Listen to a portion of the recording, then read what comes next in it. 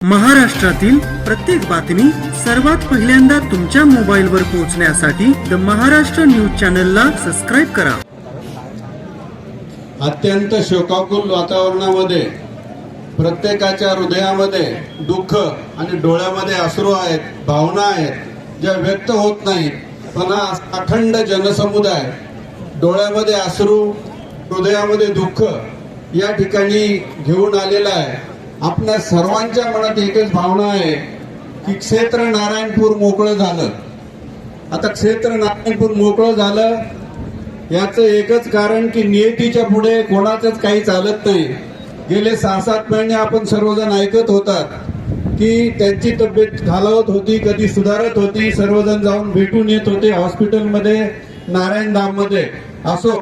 या ठिकाणी बऱ्याच वक्त त्यांना बोलायचं आपल्या सर्वांच्या वतीनं परमेश्वर चरणी, श्री दत्त चरणी, श्री दिगंबर चरणी मी लीनतेने आपल्या सर्वांच्या वतीने एवढीच प्रार्थना करतो की चिरंतन आपल्यास चिरशांती लाभो।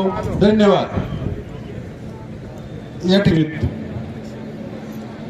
सद्गुरू भक्त आणि भगिनींनो, अतिशय संपूर्ण महाराष्ट्रामध्ये नव्हे या देशभरामध्ये प्रसिद्ध असणारे आणि तुमच्या आमच्यामधून या मातीतून, पुरंदरच्या मातीतून जन्म घेऊन संपूर्ण देशामध्ये आपल्या सद्गुणांनी, आपल्या आध्यात्मिक ज्ञानाने या देशावर संपूर्ण एक वेगळ्या प्रकारचा पकडा अण्णा महाराजांचा होता। 4 धार्मिक अशा प्रकारचं स्वप्न त्यांनी पाहिलं होतं आणि निश्चितपणे 4 पूर्ण करून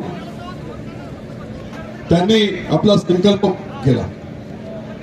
अनेक आयुष्यामध्ये सुखाचे दिवस दिले, सामुदायिक सोहळे असतील, व्यसनमुक्ती असेल, अशी खूप मोठमोठी कामं त्यांनी केली। सर्वच नेतेगण देखील महाराजांचे भक्त होते आणि म्हणून दिवस महाराजांचं महान झालंय। मी माझ्या शिवतारे कुटुंबियांच्या, पुरंदर हवेलीच्या जनतेच्या वतीने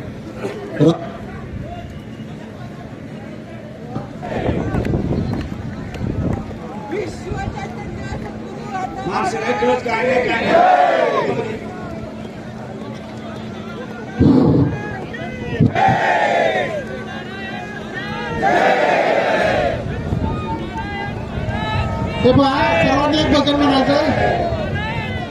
मी म्हणणार, माझ्या पाठीमागे म्हणायचं, मी म्हणणार परत या, परत या, तुम्ही म्हणायचं अण्णा महाराज परत या, परत या, परत या,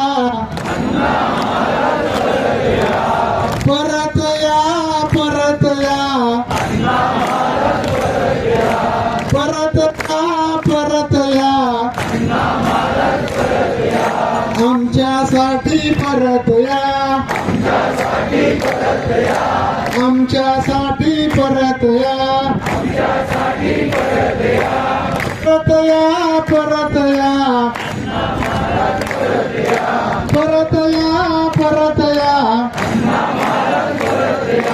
आमच्यासाठी परत या,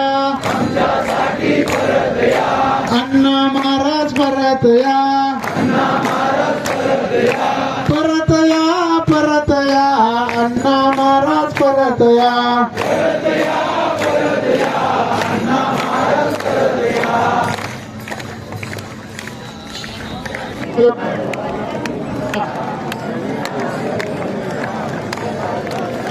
दिगंबरा दिगंबरा श्रीपाद वल्लभ दिगंबरा,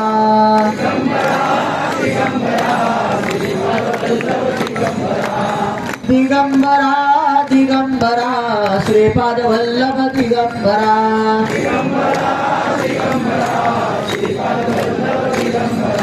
श्रीपाद वल्लभ दिगंबरा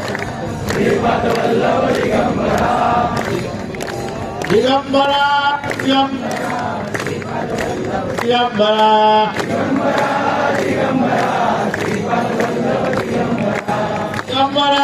दिगंबरा श्रीपाद वल्लभ दिगंबरा दिगंबरा